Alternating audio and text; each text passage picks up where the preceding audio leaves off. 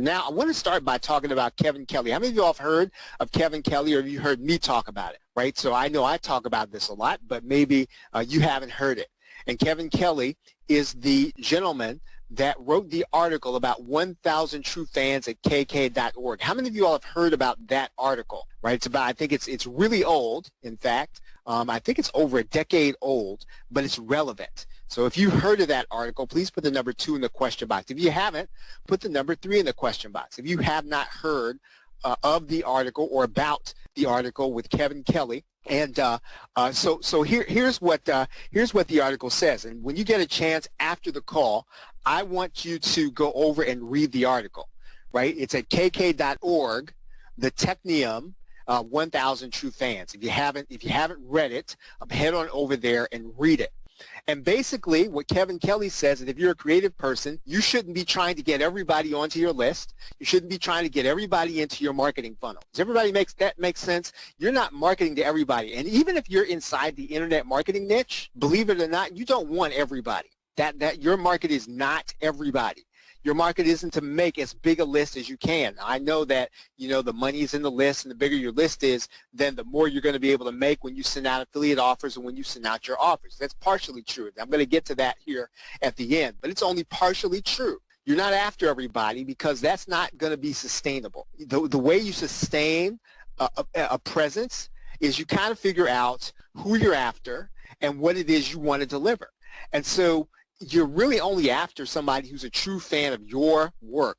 Every sentence in that, I meant every word I said. You are after a true fan of your work. You're not after a true fan of internet marketing. You're not after a true fan of whatever your niche is. You're after a true fan of your work in the niche. And when you find those people, you will then be able to apply what Kevin Kelly is saying in the article. And here's what he's effectively saying. I mean, as internet marketers, right, and you've probably heard this, even as PLR users, what we tend to be most concerned about is positioning and packaging, right? That tends to be. So, we talk about going to get graphics. We talk about rebranding the graphics. We talk about changing headlines. We talk about changing the copy and getting it in front of the right people. And all those are good things. That tends to be the thing that we're the most concerned about. One of the things that Kevin Kelly is pointing to is that we have to also be concerned about purpose, right? Purpose. And when I say purpose, please do not think that I'm talking about in this sort of airy-fairy, inspirational, motivational kind of thing. When I use the word purpose here, here's what I mean by purpose. What is this for? Who is this product for, right? Even if you're going to be redoing PLR, one thing that you and I have to be able to do is that we have to see who it's going to be for. And believe it or not, folks, the better you define this, the more unique your product is going to be if you're going to be redoing PLR, and even if you're not. Decide on who it's going to be for. I'm going to dare to say, and I know that this is going to sound a little over the top, but I don't think that internet marketer is, I don't think that's specific enough. Right? I think you have to have somebody in mind. You sort of have to have somebody within a niche in mind. So who is this for? And then what's it going to do for them, right? When you're redoing PLR and you're redoing and you're adding stuff to it and you're making it ready for sale, and I know what some would say is that, well, that's why I buy the PLR. I want to buy it and I just want to sell it out of the box. And that's fine. There's a place for that. But in general, if you really want to take a piece of PLR and you really want to see kind of the profit come back from it, you have to be willing to kind of decide, okay, this is who this is going to go toward. This is what it's going to do for them, because you're going to be the one writing the ad for it. You're going to be the one writing the social media post. You're going to be the one mentioning it on your podcast. You're going to be the one mentioning it in your video. You have to be talking to somebody, right? You have to be talking to somebody. What is this going to do for them, right? And so here's what Kevin Kelly said, right? Here's what Kevin Kelly says. He said when you start getting clear on who your person is, then you can start looking for your true fans. And what Kevin Kelly says is that in order to have a sustainable online income or sustainable creative income. Now, when I use the word creative, I'm not talking about necessarily a musician or a painter. They certainly fall in that category. But basically, when I mean a creative or a creative person, is that you're going to produce something that comes out of your head. It's going to be an idea of some way, and you're going to package it in a way that's going to give value to people. So you're not going to make anything with your hands. I mean, now I guess you could take your PLR, you could turn it into a CD, or you could turn it into a physical book. But basically, you're not manufacturing anything. Right? You're giving people something. You're giving people some information. And so those of us who create stuff from our brains, those people that create stuff from inside of us, we only need 1,000 people to spend $100 with us every calendar year. Does that make sense? How many of you all understand the numbers there? So if you have 1,000 people, right, 1,000 true fans to spend $100 with you every calendar year, what does that equal? Right? What does that bring your income to?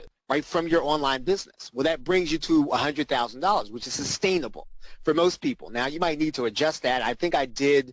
How many of you all have the Rebrandable Content Summit that we did? How many of you all have that product of ours, the Rebrandable Content Summit, where one of the PLR products in there was 1,000 true fans, and basically that's what you're trying to do. You're trying to get 1,000 people to spend $100 with you every year. And what we did was we said, I mean, you could make some adjustments to that, right? You could say, well, maybe your number's maybe more like 103,000.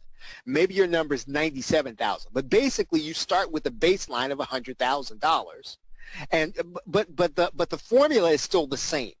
We need 1,000 people to spend about $100 with us every calendar year. And so if you were trying to figure out what your internet marketing business could do, how many of you all, for some of you, how many of you does that make internet marketing, I say, tangible? How many is that? For some of you, how many of you all is that a tangible concept? How many of you all can visualize? Most people can visualize 1,000 customers that'll spend $100. That's reasonable, right? Yeah, I mean, you can visualize 1,000 customers. If you got one customer every day for the next 3 years, right? And again, I'm not saying that it has to take that long.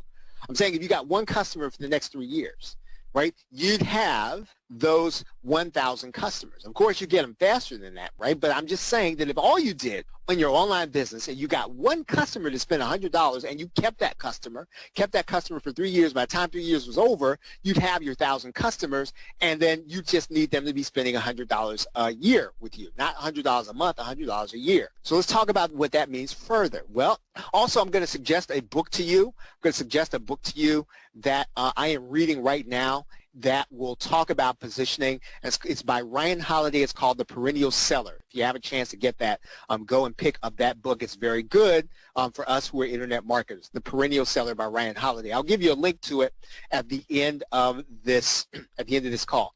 So here's the question: how are we going to get those 1,000 people to spend $100 with us?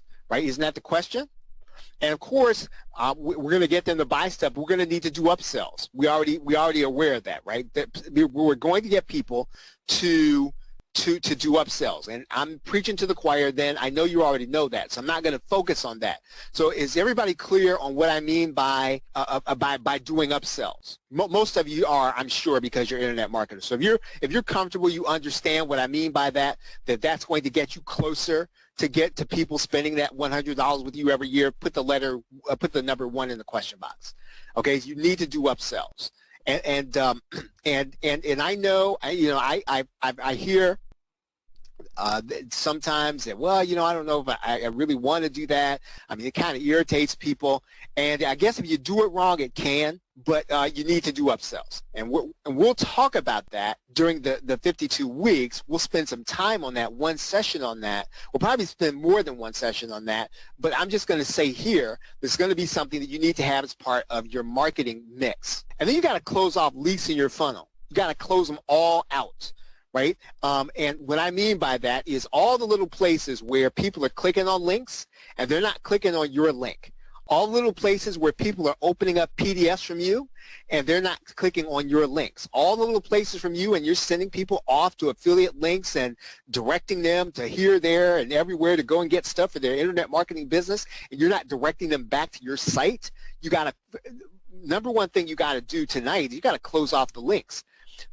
First of all, if anybody's clicking on a link on your blog, in your PDF, on your website, in your emails, right, from your business cards, you have to close off the leaks in your funnel. Because if you have business cards and those business cards do not send people to an opt-in page, you have a leaky funnel. If what's showing up, if I Google you and what shows up on the internet, right? When I Google you, Google your name, right? Google your name in internet marketing, and you need to see what the first 10 pages are. Because if I go Google you and then I go click on one of those links, if you don't have anything either putting me into an opt-in page or something close to that, you have a leaky funnel, right? Your funnel's leaking, and more than likely that means then that people are going to come check you out, but you're not going to capture them. Does that make sense? So before you do anything, right, tonight, you got to close up the leaks in your funnel and do the best you can at it. In some cases, you're not going to be able to close them all up, right? I know that if you were to Google me, I might not be able to get them all closed, but I got a pretty good number of them closed, right? And so what you have to do is you got to do the same thing. Your Facebook profile, your fan page, your YouTube channel, your LinkedIn page, close up the funnel. You got to close up those areas of your funnel so that when people come and see you for the first time, that they have an opportunity to get with you further. Does that make sense? So if you get that, please put the number 2 in the question box if you get that. How many of you all have work to do? How many of you all, if you have work to do now, put the number 3 in the question box. How many of you all have work to do, right? If you have work to do now, you got to close up your funnel. That's kind of the first thing you got to do. The second thing you got to do here is, you got to make funnels and not sieves, right? And again, I'm not fussing at you. I'm not holier than thou in this case. This is an ongoing process. What we're talking about, you will discover leaks in your funnel every single day. And when you discover them, close them, right? When you find out, and this is just like, it's funny. I was reading a book by Dan Kennedy last week, and he was talking about how, even with the internet, all the old school stuff is still the relevant stuff. So when you go to, I'd say one of the old school stores like a Taylor, and they're going to ask you, they're going to say something like, well, how did you find out about us? You got to find out about that, right? You got to find out how they found out. Now, we have tools like Google Analytics and other stuff like that, but we have to find out how people found out about us, and then we have to figure out that if they found out about us, do we have the leak closed, right? If they found out about us through our page that's showing up on page 2 of the internet, guess what? You have to have an opt-in page there. So again, close off the leaks in your funnel. You have to have sales that are automated. So in other words, you have to have things, and this is where those of you who have multiple PLR articles, PLR products, and you haven't hosted them, you haven't put buy buttons on them, you need to do that, right? And at this point, I'm not even talking about going through the process I've been talking about, which is making sure they're making sure they're different, making sure they're unique. I'm just talking about right now.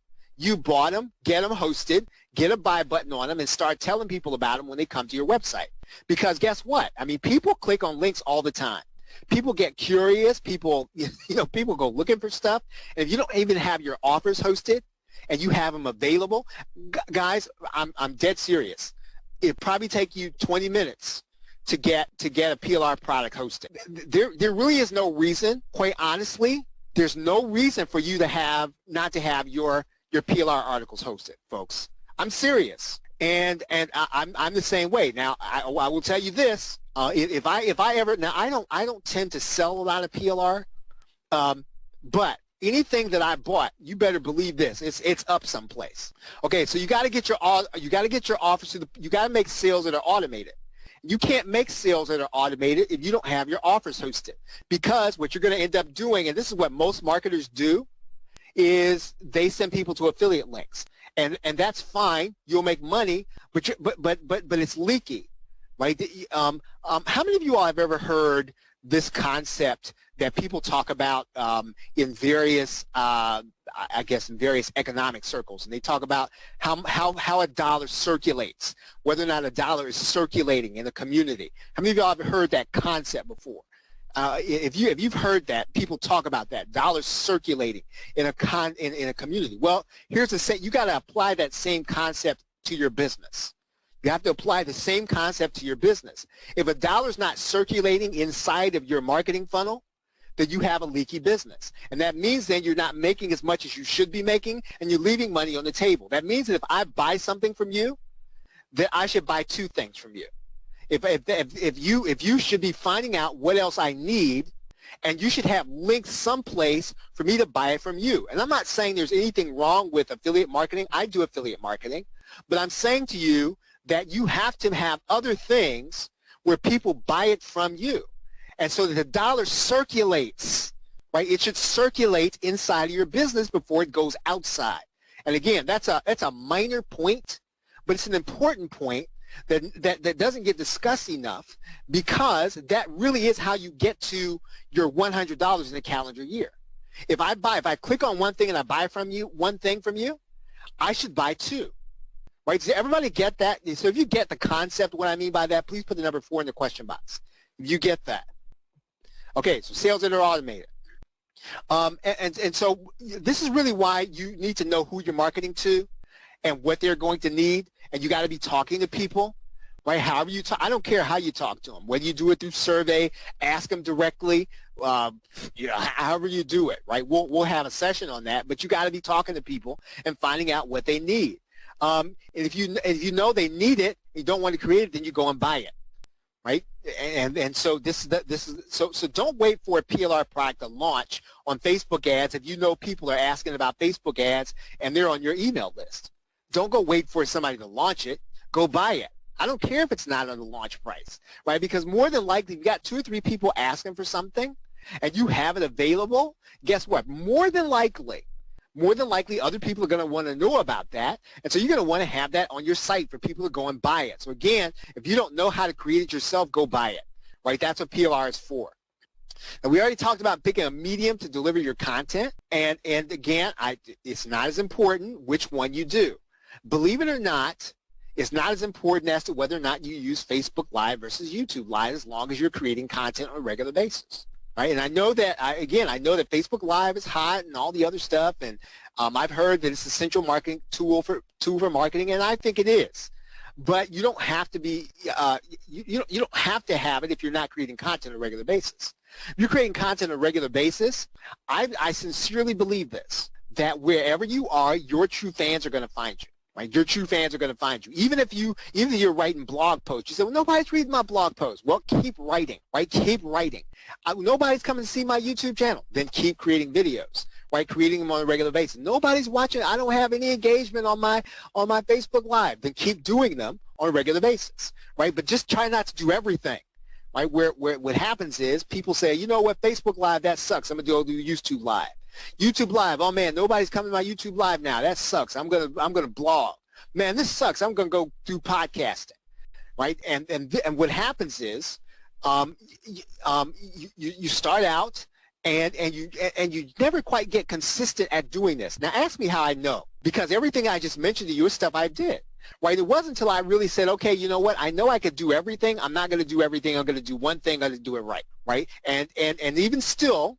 Right? Even still, there are times when I get off the reservation and I say, well, I got to try to do 2 or 3 things. And nope, the most success I have, even if I don't get all the traffic that comes with Facebook Live, is when I focus on my YouTube channel, right? When I focus on getting content up there on a regular basis. One of the reasons why I do a training every single weekend is because I know I'm forced then. I'm forced to create content for my YouTube channel every single week at 9 p.m. Eastern Standard Time. Right, every single week at 9 p.m. Eastern Standard Time, I'm going to be training. I'm going to be doing a Q&A training. And what that does for me, quite honestly, is that creates content for my channel. So I know that there's going to be good content there every week. However you have to do it, do it. Whatever you have to do to force yourself to do it, you do it.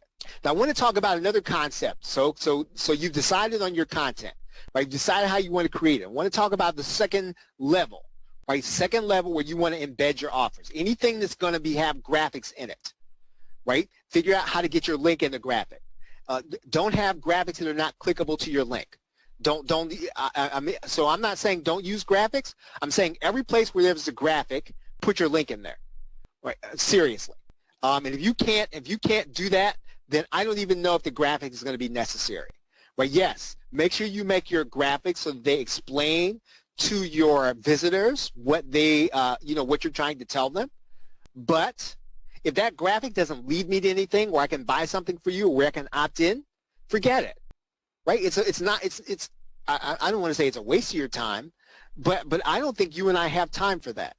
Graphics for the sake of graphics. We don't, right? As an internet marketer, I'm just telling you straight up, you don't have time for it. I don't have time for it. Clickable links.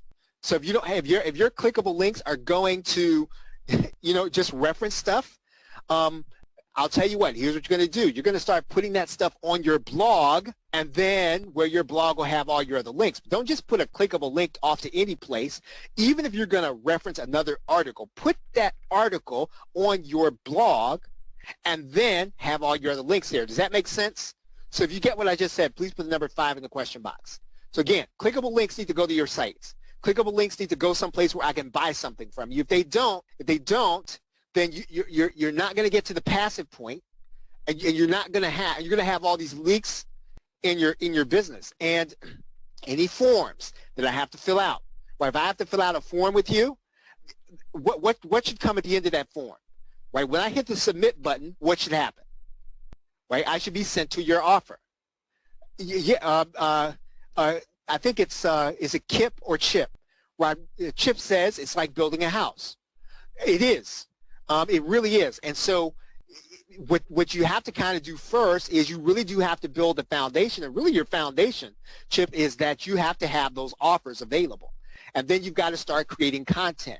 And when you start creating content, that content needs to lead people to someplace. Because if it doesn't, then the passive part of your income never happens. The way you get leverage in internet marketing is if I buy something while you're doing something else.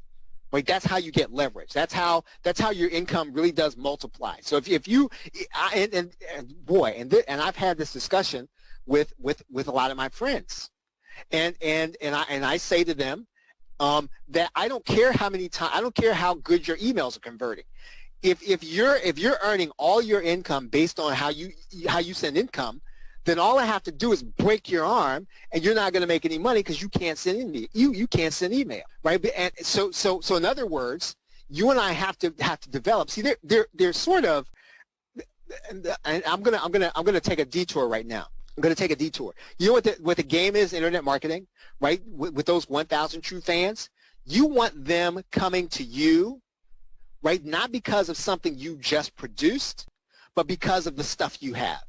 Right? Until everybody buys your stuff, right? Your stuff is so cool that when I come to you, I got to get all of it, right? I got to get all of it. And so if you begin to develop a product line, it's going to be like that instead of product of the week. A product is going to last, a couple of days. A product is going to be hot this week. No, it's about a product line.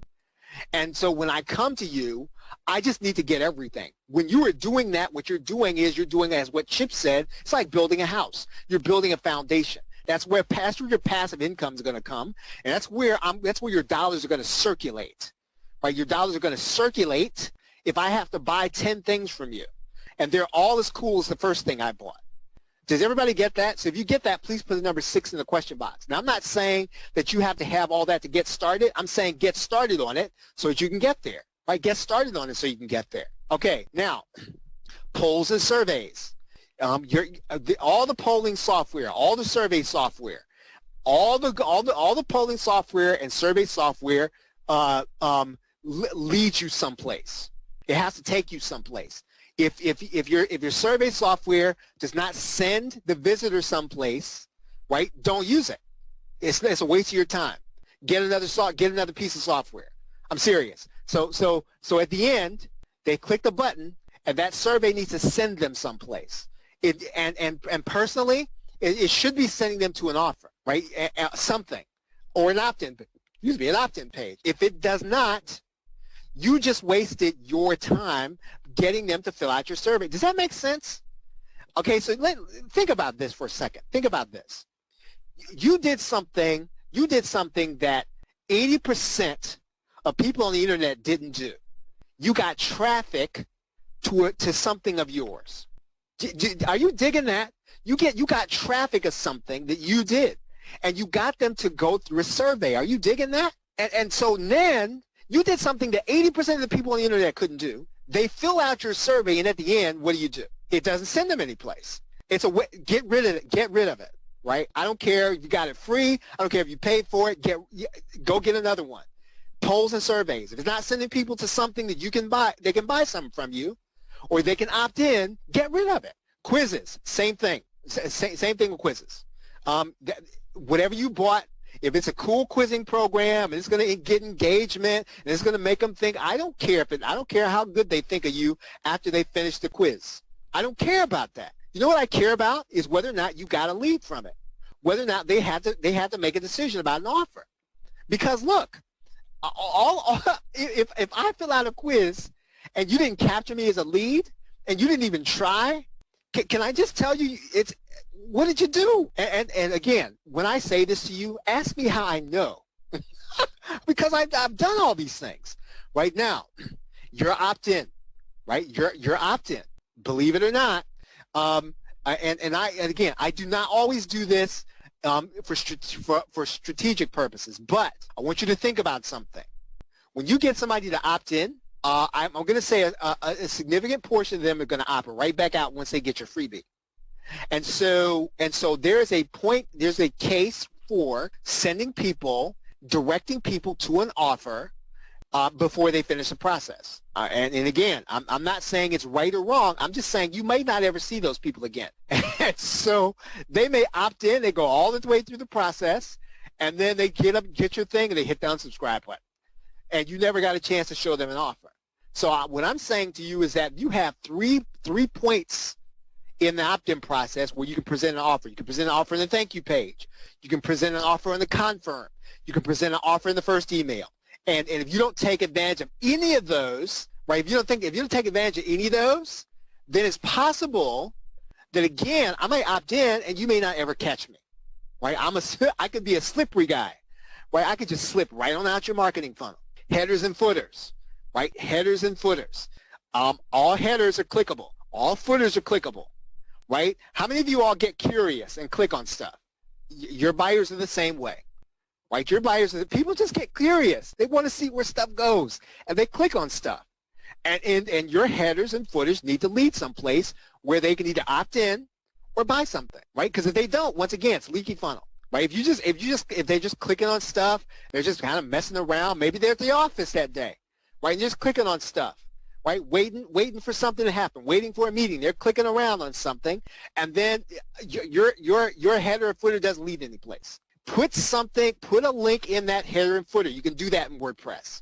Sidebars, right? Sidebars. Please get stuff in your sidebars, folks. I don't care what the sidebar is. Get something in there. Right, get something in there, and you know, I've heard that, you know, people say, well, you know, it makes a page look crowded, and I don't want to be selling anything.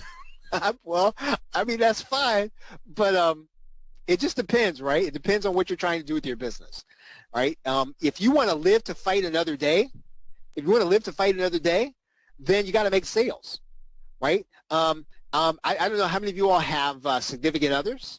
Right, you got spouses, girlfriends, and all that stuff, and boyfriends, and all that stuff, and you know, and they want to know, well, what are you doing sitting? Why are you? How many of you all have had people ask you, what are you doing sitting at that computer all that time? I know you do. How many of you all have had people? What are you doing sitting over that computer all that time? That's just, listen. I'm serious now. You know, you're gonna spend all that time sitting at your computer. You need to make some sales, right? Again, I'm really. You have to make sales, and so again, I don't care if your thing is ugly. You know, your sidebar is ugly. Guess what? Let me give you a little secret. When I come to your page, you know who I'm thinking about? You know who's on my mind? Me. I'm not thinking about you. I'm thinking about me. And if you have something on there that's going to meet my needs, or if you have something on your page that I like, that I want, I'm probably going to buy it. I'm not thinking about, you know, and this took a long time for me to get through my head. And I'm going to say it to you, and it's not going to make sense to you right away. But trust me, you have to believe me when I tell you this. I'm not thinking about you when I come to your site. I don't care about you. I care about me. And so when you figure that out and you start thinking about, okay, well, this guy's thinking about himself. What can I do to help him achieve? What can I do to help him achieve more happiness or more bliss or whatever the case is? Give me something to click on, right? Give me something to look at. And if you don't, and all you did, I mean, again, I know people like education and all that stuff, but look, you have to think about me. I'm not thinking about you. You think about me and not about you. Does that make sense? So if you get that, please put the number 7 in the question box. If you understand what I mean when I say this. I say it jokingly, but it's just the truth. When you were doing podcasts, when you were doing videos, you have to talk up your stuff, right? You have to be talking up your stuff. And this is where you have to have stuff to talk up. So before you get on, so if you get on you're going to do a Facebook Live, have a link and have something ready of yours so that when you say, and I'm not talking about the call to action necessarily at the end. What I'm talking about within the presentation, what I'm saying is in the middle of your presentation, when you start telling people about things that you have or things that they can get, you should be talking about how they can get it from you. Well, yes, I have that over at the plrshow.com. It's on this page. Oh, yeah, I have this over at Superfast Action Bonus. This is where you can get it. And you should be talking about those things inside of your presentation, in context, right? In context. So again, wherever people might not be able to click on that when they come to your site, but during your presentation, send people to your page. Send people to your offers. Send people to things that you have going on. Start framing your content with your offer, right? Start framing your content. Now, your content should focus on the audience and giving the content, but the frame around the content should be the offer. So let me tell you what I mean by that. For example, you're going to do a video, right? And so people are going to be watching that video. So when you create the video, right, just kind of remember, right, you're doing a PowerPoint video, you're going to leave that bottom square on the right-hand side available so that once you create annotations, you can put something clickable there for them to click on and have an offer.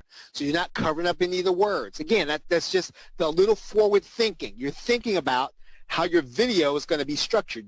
You're framing the offer. When you write a blog post, right, and you're talking about something and you've just made a convincing argument, think about where your images are going to be.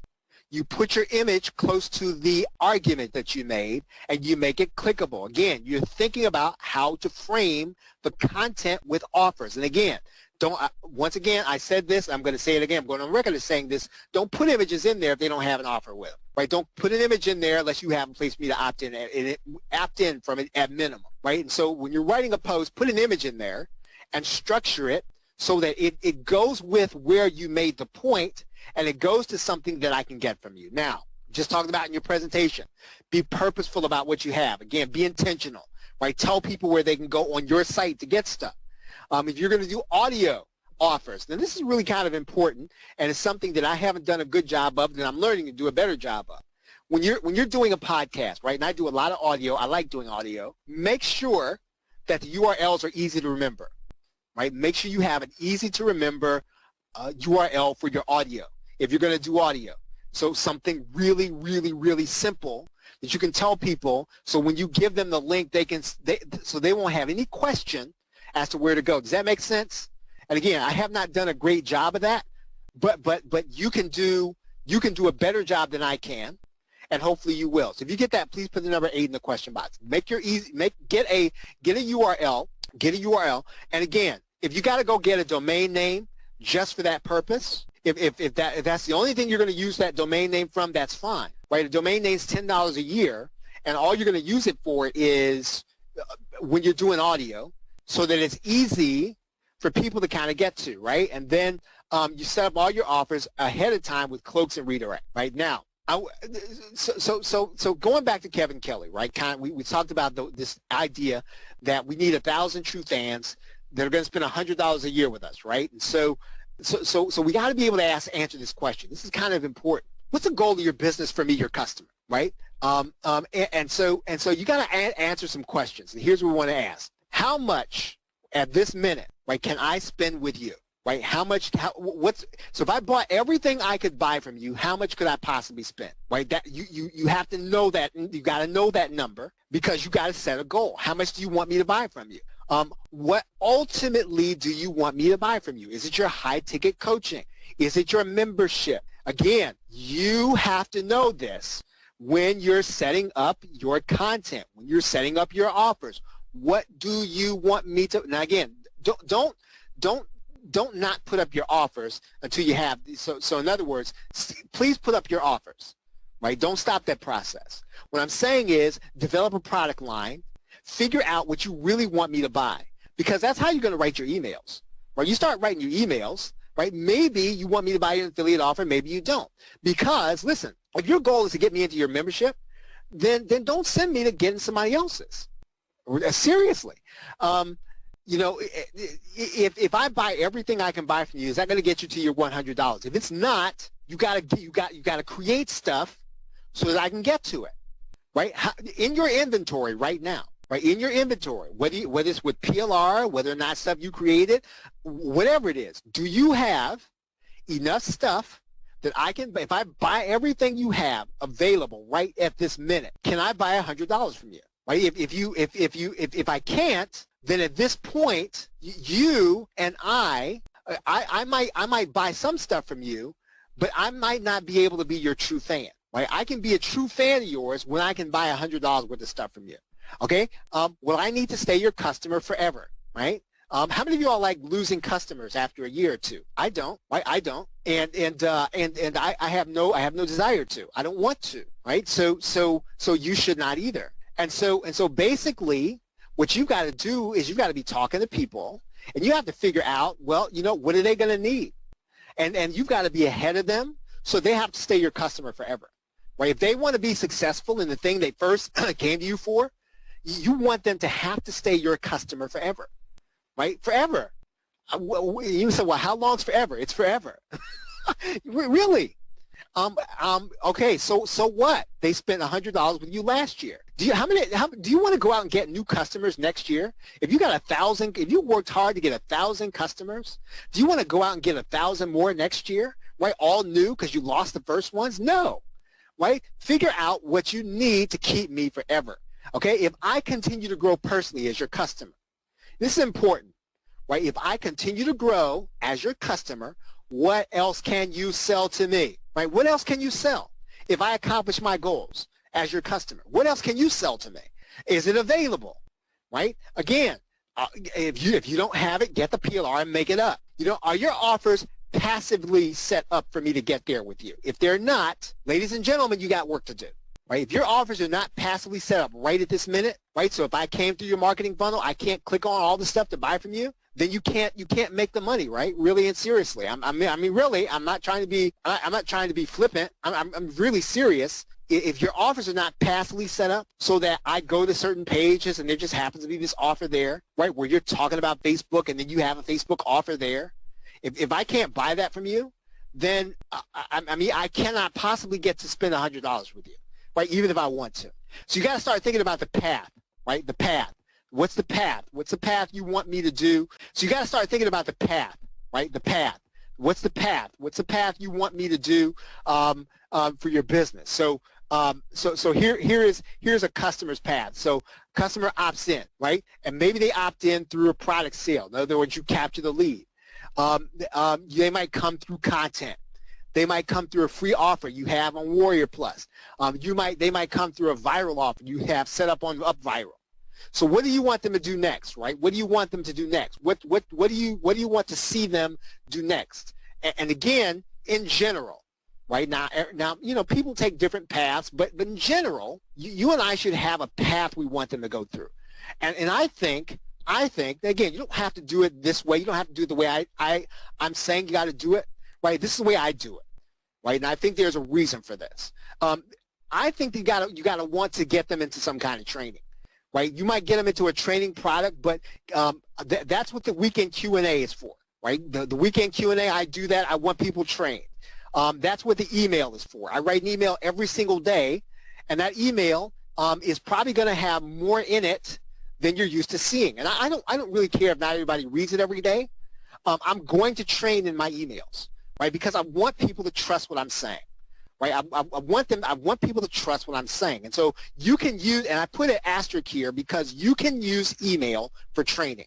Email is content if you use it that way, right? If you use it that way. Train in your bonuses, right? Give your training away as bonuses. So in other words, if you're gonna give a bonus, right, give away some of your training. And again, if you don't have any training available, start creating some. I'm serious. Start creating some training. Get some PLR. Start creating on some topics. You start creating. If you're going to do an affiliate promotion, I'm going to say 1/10 to 1/4 of any affiliate promotion you do should have something in there that's unique that comes from you. Right? And again, I know I'm not trying to be holier than thou or trying to be, Mr. I'm just saying. Because what you're trying to do, if you're gonna send people to an affiliate offer, you need to buy back a little bit of trust. And one of the ways you buy back the trust is that you make sure that there's a piece of you that goes with it. Right? You send a piece of that affiliate offer you send a piece of that affiliate promotion with you. Right? So again, start doing some training. Whether or not it's on your YouTube or your blog, some PDF, something, right? Anything, right? Get some training done, and when you start promoting affiliate offers, add that to your bonus. And then, again, this is the path that I want people to go through. Now, you're going to have to do this for yourself, right? So I want people to opt in. I want them to be trained, right? I want them to attend a training some kind of way. I'm trying to get them into a training because I want them to trust, right? I want them to trust what's coming out of my mouth because then I want them to feel like when they buy a piece of PLR from me, they know what they're getting, right? That's what I want, right? That's a path. It's a path. Now you can take a similar path, but you got to take a path, right? So I'm trying to drive people into training. It's not that I don't want them to buy things, but I also want them to be trained also, right? Because again, when somebody buys something from you, you want them to trust you. You want them to say, you know what, I know this, I know her, right? I know him. So you know what? I can trust what they say. I can trust what they're producing. From product sales, I want people to go to Ultimate Insider, right? I want people to go into our membership. That's my desire for them, right? I want them to be inside Ultimate Insider after they buy products. Last question that you got to be able to answer is, who do you want to attract? And the question I'm going to ask you is any sale a sale? And actually, that's a rhetorical question is not. Think about how you write copy, right? Think about how your copy is coming on. Number one, if you're not going to promote a certain kind of affiliate offer, then it might not be prudent to get that person into your marketing funnel. So in other words, if you know people want fast money, right, then you have to write your copy that way. Those are going to be the people you got to get in your marketing funnel. If you're not going to be selling that, you're not going to be promoting that, people are going to get bored with you on your list. Right? They're going to get bored with you reading your emails. They're going to get bored from you looking at your offers. They're going to be bored with your bonuses. If you know they want fast money, right, then again, maybe that's not the right person to even buy from you. Do everybody get that? Again, that's what I mean by when I'm saying is a sale a sale. Well, I've heard some people say I don't care who buys from me. Yeah, you kind of do, right? Yeah, you kind of do. So if you get that, please put the number 9 in the question box. If you get that. So in other words, you want fast money customers, you need to write copy for fast money customers, right? I'm not saying it's either good or bad. I'm saying that you got to attract who you want, right? Because again, what's the goal? Is your goal to make a sale today and not tomorrow? No, your goal is to keep making sales. Your goal is to get people deeper into your marketing funnel. You're not going to do that if you're not attracting the right kind of people. And you do that through the offers you promote. You do that through the offers that you post. You do that through your sales copy. I've had people say to me, well, hey, you know what, you need to tell people they're going to get, you need to tell people on your sales page how they're going to be into all this money if they buy your PLR. I said, I'm not doing that because I don't want people to be looking for that. Seriously, I don't want people to be looking for $1 million because they bought a PLR product. I'm just being real, right? And so you don't need to do it either. You gotta now again. If I'm not saying that there's anything wrong. I'm saying then if that's who you want on your list, you have to work to attract them, and you attract them through your marketing funnel. And you attract them through your copy, and you attract them through your emails. You keep them engaged based on how you brought them. Right? And again, this is something it took me a long time to understand. right? A long time to understand that you don't want to have a mismatch between somebody that comes through your marketing funnel and somebody's reading your emails and somebody's that's going and clicking on the links of your offers, right? Does that make sense? So if you get that, please put the letter Y in the question box. We're about done. And again, here's the deal. You're gonna attract some people. You're gonna turn off other people.